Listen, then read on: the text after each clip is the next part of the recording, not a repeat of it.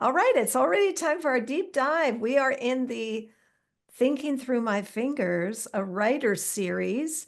So I let's start here. Why do you write? That is such a good question. Why do you write? I realized that I'm a tactile learner. And from the time I was a kid, I was always processing by writing, whether it was doodling even, or just writing what was on my mind, what I was thinking about. I realized that I learn better and I absorb information better if I'm writing while I'm doing it. Mhm. And so that was one reason I think that I started to become interested. Also, I came out of the womb talking and like constantly talking. So I do process a lot of thoughts and out loud. And so putting them on paper was a way for me not to be bothering my family because I was talking all the time. But truthfully, why do I write?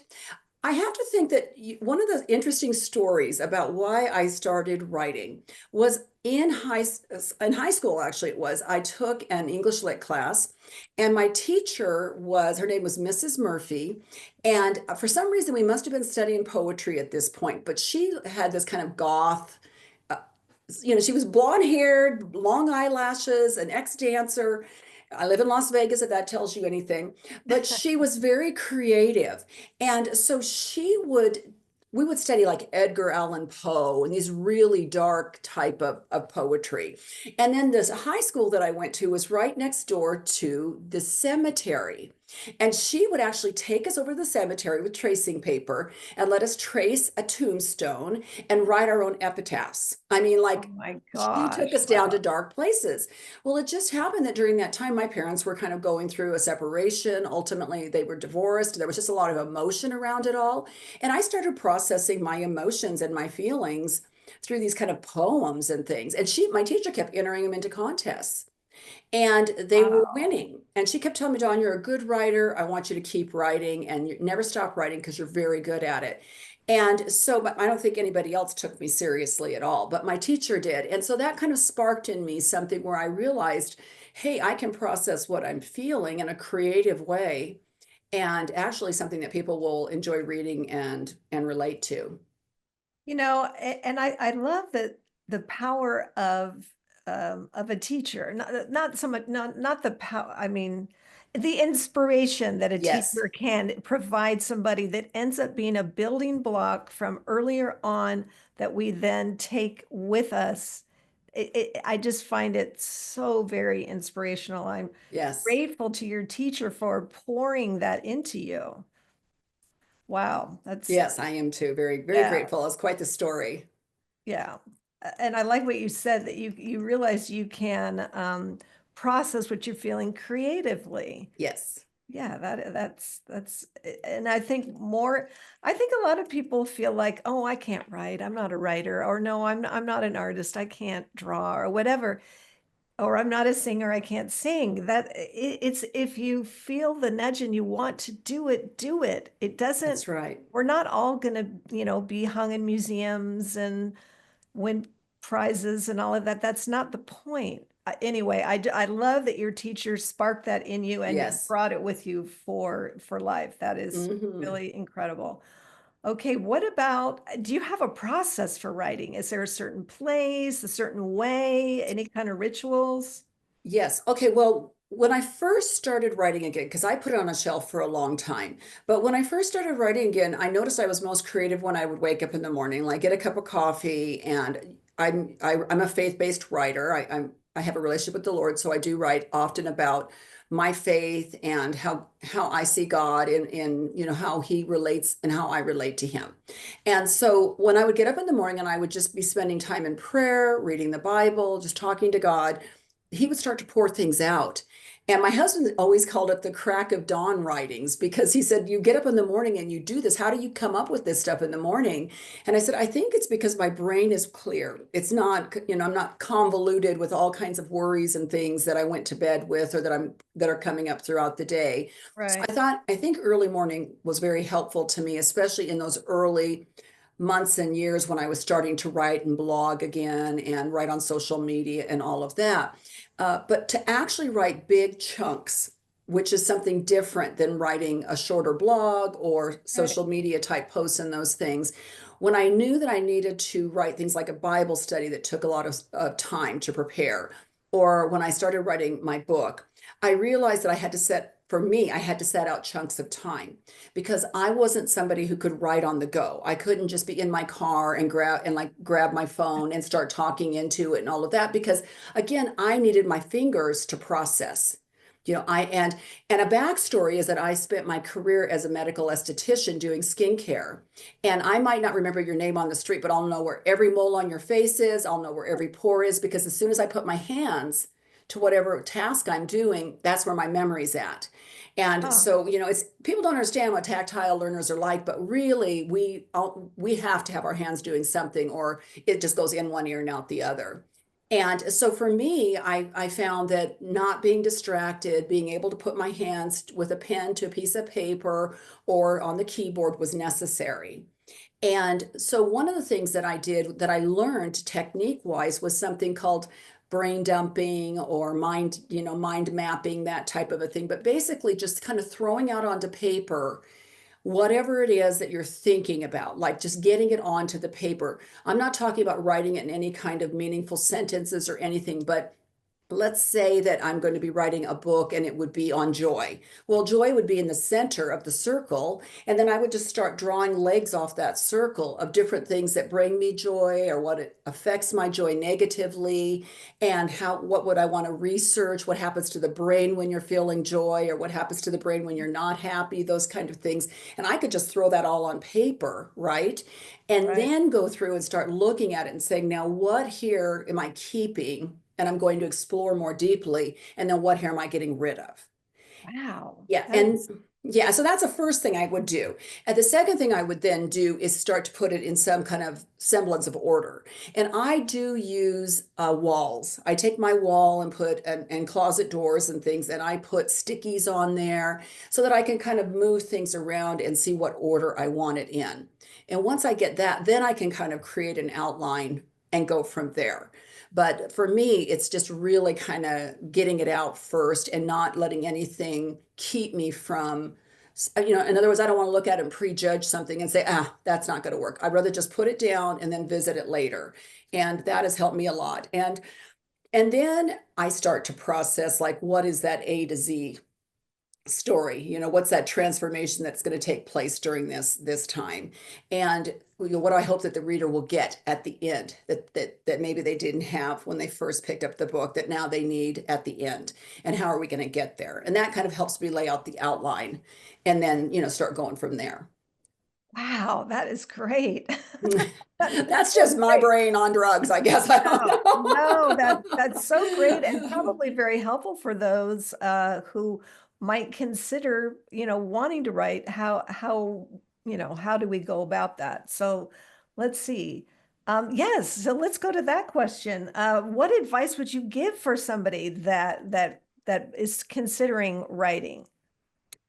Well, I would consider, just like we talked about earlier, being an avid reader. Like, I think it's important to understand how your mind thinks. What type of books do you like to read? And then what type of books would you like to write? And I've always been somebody who wants the person to leave feeling encouraged after I'm done. I don't want them to feel depressed or hopeless. I want them to feel encouraged and hopeful when they're done reading anything that I've written. And Right. so, whether that, whatever that looks like. But I also came to find out that I'm a better storyteller than I realized. And Mm, that's been something that's been so now I'm starting to say, hey, do I want to toy with the idea of writing a fiction mm, piece of work as opposed right, because I do really enjoy creating and building characters and all of that. And I use that even when I write nonfiction because I want the reader to be able to be connected with it in some way.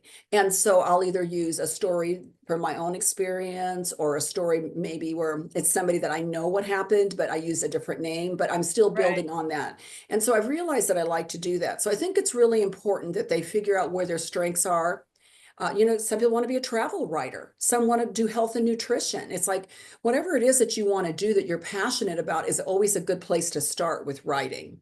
Right. Because why go into something that you know nothing about at all and then just feel totally overwhelmed instead of at least having an interest in it? Oh, And then seeing like how can I build that story out, whether it's fiction or nonfiction, whether it's a memoir or it's a how-to, it still helps, especially if you're just first starting out, to have some sort of an interest in the subject or some sort of experience in it. yeah, interest or experience. That's good. Yeah. Yes. Um, what are you working? So you told us you were working on a devotional right now. Is that right?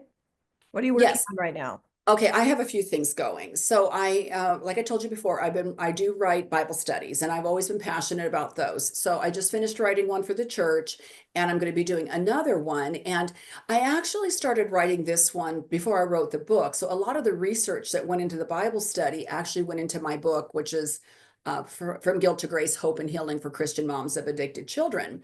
And so, believe it or not, some of the research that I did to actually do the Bible study, I ended up learning so much that that was able to go into my book. Even though I didn't have it in mind to use that for the book, it ended up going into the book. And so now I want to finish that study, and I'm going to be doing that one for them in the fall. But I also started to realize that I've been writing so many devotions and so many affirmations and declarations and things that just when somebody is really feeling low, because I've been in those low places, and I've written so many of them, and I want to put them together. Oh, great That idea. that's what I want to do, and how that will end up looking, because it's just kind of in the planning stages. But right now I feel like, they're all sitting on my computer with nowhere to go. so so I want to take a little bit of time, and I love devotions and I love devotionals, I really do. But I feel like there's something that people pick up, and then maybe they'll read it and then maybe they won't read it, and they'll return to it and then they'll put it away for a few weeks. I'm really hoping that whatever I write will be inspirational enough that they'll want to pick it up the next day, that it won't be, overwhelming, but it'll be something that they feel good about when they leave, and they'll want to pick it up the next day. So almost like getting up and taking your vitamins, it'll be, Right. yeah, food for the soul. Well, and I like that too, because you were talking earlier about the kind of writing you're drawn to, which is you can't wait to get back in it Right. whenever you Yes. have a moment or the next day or whatever Yes. that is. Okay, so and now we've talked about the book From Guilt to Grace before you've been Yes, on we the have. Yeah. show, and that is based on the experience you had of being the mom of not just one, but two addicted children, and how you went from guilt to grace, which is Yes. it's such a great title because you lived it and it talked about interest or experience. You had experience in this, and as I recall, you did not necessarily immediately want to be the one who was the go-to for this, and yet we see how it turned and you felt, I need to share this story. Yeah. And looking back now, I wonder if so many people who struggle with whatever it is in their life that they don't really want to make public. And there's a difference between making something public, like you see on TikTok and social media, where sometimes people are just out there telling their story, and maybe, it's relatable, but there's not any real hope. It's just like, here's the story, but there's not any real hope. And I think that now that I look back, I realize that if anything, it's making us feel more comfortable having difficult conversations and not having to have all the answers. Because in my case, I wasn't one of those who could say, "Hey, look, I've arrived. My family's arrived. We're doing really well, and this is great." And I couldn't say that. I had to write from a place of, well, one of my sons is doing really well. One continued to struggle with mental health issues and just continued to kind of, go back and forth. Mm. And so it was, how can I be in a place where I can be okay and be doing the things that I'm doing that God's calling me to do, when maybe he's not doing as well as I had hoped. and that whether he does really well or doesn't do well at all, that I could continue to move forward. And I think that we need to give ourselves permission. Sometimes that's for a long-term caregiver. If somebody you love is dealing with something and you have to take care of them, or if whatever the situation is where we feel like we can't give ourselves permission to do those things like writing or whatever it is you want, that you feel called in your life to do, because you're waiting for this other person Yes, to get better. and I Yeah. think that's an excellent point, Dawn, because we're never really done either. We're not done, our family members are not done, our kids, our husband, I mean, all those things. I think it's so commendable that you proceeded anyway, instead of having the perfect little bow tied up at the end Right. of it all. You said it's still kind of messy, and Yes, that's life. And I think that's that life. even gives more credibility to your story and to the hope that you are inspiring in others, that you are willing to share from a very vulnerable place and transparent place that says, yeah, we're not done. We're not Right. done. We're still in it. But this is what I've learned. This is where I've been. This might Hmm. be helpful for you, to give you some hope. And that's really important for your anybody who's you're wondering about, like, how do they start writing, and what would I give them for advice. If you are writing from a place of pain or trauma, it's not that you're going to be fully arrived and completely healed, because I think that's an ongoing process of always finding out something else, and you're like, wow, I thought I was doing really good, and then there might be something that triggers you or triggers an emotion in you and all of that. And so I'm going to That's okay. Go ahead. Go okay. for it. Go ahead and Sorry about sneeze if you that. need Okay, if I need to, to. I'll let you know. Okay. It's coming. Okay, there we Oh, go. Sorry bless about you, that to your bless you. listeners. No, no, no, no, no, no. That's okay. But I think that to be in a good place, to be in a solid place before you start trying to write. Okay. Because when I was writing, it's very comfortable for me to write from a place of teaching from experience, because I can be like 1 degree removed from pain and all of that. But when you put that in front of a developmental editor, they're like, well, we need more of you in here. We need more of your stories. And if not, it just is like a news report, right? It's nothing that is really touching home for people. Right. And so my developmental editor was like, I love this. I love what you're writing, but the best parts are when you kind of open up that window and let people look in. And Yes. so I want you to include more of that. And I was like, gosh, I kind of thought I did enough of that. But then you start working through the process, and all of a sudden stories start coming back and situations come to your remembrance. And now it's time to write about that. And so you start to, like an onion, it starts just, the layers start peeling back, and before you know it, there's stories in there that you thought you wouldn't put in that are in there, and then other ones that you take out.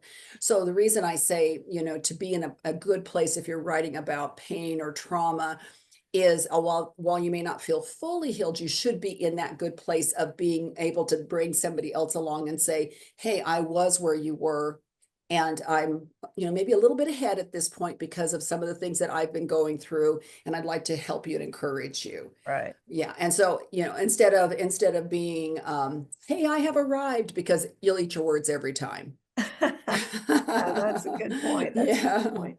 What did you learn about you? What do you learn about you through the writing experience? Okay, so this is a really good question, because what happened was I never saw myself as a real writer. When my teacher told me those things, that was great, but my parents' response to that was, you'll never make any money as a writer. It's only a hobby. You need to go and like hone your secretarial skills and all of this, and just do that as a hobby. So to me, writing was about just fun. Like, for most people who like to enjoy painting or whatever, they might not ever sell a piece, but they enjoy it as a hobby. And so I really just kind of tucked it away and didn't take it seriously, because, hey, it's just a hobby. And so when I felt God calling me to really start writing again, I was still in that hobby mindset. It was like, me, I could put out whatever because it's just my hobby. I mean, I took myself a little more seriously than that. But my point was, I wasn't asking anyone for money. I wasn't submitting anything to get paid or reimbursed for. So this was just me putting out what the crack of dawn came up with in the mornings, right? And but over time, and especially when I published the book, and there was a real aha moment for me because I was like, people are paying for this. Wow. And it hit me, and I had already co-authored a book with a friend, and I had contributed to two devotion books. And so I had some experience, but this one was on me. This was my work, and my name was on it. And I knew that I had looked at it completely differently than I had anything else that I'd written, only because I was now starting to take myself more seriously through the process. Right. And I think I had not taken myself seriously enough before. And now all of a sudden it was like, wow, this is serious stuff, God. Like, you're really asking me to do this. And I put myself out there and put the book into writing contests, and I put into book contests and things, and it did very well. And I also received critique, but the critique, when I stepped back and looked at it, was exactly the critique I wanted. Because in my case, like if I put it into a secular book contest and they said, well, she has a lot of Bible verses in there, or those kind of things, Right. not enough of her dirty laundry. Well, I was like, well, that's okay, because those are two things. That's exactly what I wanted to do with the book. So I could take them as compliments, even though they were constructive criticism. So I think that when you start writing, putting yourself out there and letting other people read it and being able to accept honest feedback is really important to taking yourself seriously as a writer too. Oh, that's really good advice. Very good. And I'm so pleased to hear that the book is doing well and it's reaching the people who and more. I hope that it continues Thank outward you. to reach the people that it will be helpful for, to bring them some hope and to help them in the healing process. Again, keyword being process there. Where can Yes. people find you? What is the best place to find you? Well, they can find me under my name, Dawn R. Ward, and I do have an R in there because Dawn Ward is a housewife in Cheshire. And so you won't find me under Dawn Ward, but dawnrward.com or thefaithtoflourish.com. And the Faith to Flourish is my ministry name. And so you'll find me under either of those on social media, whether it's Facebook, Instagram, LinkedIn. I'm around. I'm out there, and they can find me with one of those. Okay, fantastic. Anything that you want to add in conclusion here that you didn't get to say? I would just say to anybody who's a hopeful writer, get not only should you read, but you also should take those classes. Get into cohorts and things with other writers. I was in with, I think I always thought small. And what I did was I always put myself on what would be like the B list or the B club, right? And it was always because I thought, well, I can succeed here, but if I try to put myself in with the A people, like the A team, I'm going to fail miserably. And so, but what I found is that when you constantly put yourself with people who have a little bit more experience than you and have been doing this a little bit longer and different genres, you really grow as a writer. And where I felt like it would be, competitive, and I'd feel less than, to be around other writers that have been doing it so much more than me and longer than me and have more books under their belt and all this, I found the exact opposite. They're very confident in what they do, and they're willing to share their Oh, knowledge and their experience. And so for me, I've gained a lot of wisdom. I've really appreciated how encouraging and free they are with their advice and information. So I really encourage you to get into some writers cohorts. There's a lot of good programs like Compel, Flourish Writers, Hope Books, those different ones that are out there, and find your people and just enjoy it. Enjoy the ride, because it's a lot of fun in this, and it's a very supportive community. that is very good advice as well. Yeah. Thank you so much, Don. Well, once again, this has been a tremendous pleasure. Very honored you'd take the time to share with us, the fact of how you write, why you write, all of those things, and to be an encouragement to anybody else who thinks they might want to try it too. Thank Thank you. you for having me. Appreciate it. My pleasure.